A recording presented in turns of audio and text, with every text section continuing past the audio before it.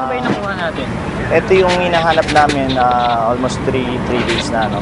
Yung si Ariel De Los Santos na na-report na missing around 9 o'clock 2 days ago dun sa area ng New Cabalan sa Talpak River.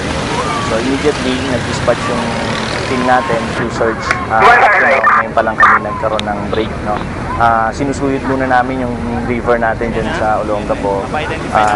Luckily nga, sabi namin kung makikita man dito sa area na to, lulutang siya kung lumagpas man sa amin. Pero hindi namin inisang tabi na baka sumabit siya dun sa mga strainers dyan sa ating ilog. Ang report sa amin, nag-a-attempt silang tumawid, ano, para mga lakal doon sa river hanggang sa natangay siya dahil sa height ng paglaki ng ilog na siya ay natangay.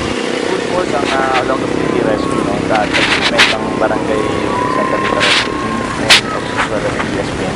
Pinagtulungan namin yan up to yesterday at kanina nga medyo sinamantala namin yung ganda ng panahon.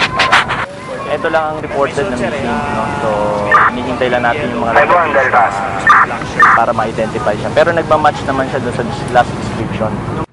Up to now, nakamonitor kami. Delta, standby kami sa interview si 51. tapos lahat ng barangay naka-alert. Pakisabi, 25 na dyan yung CSWD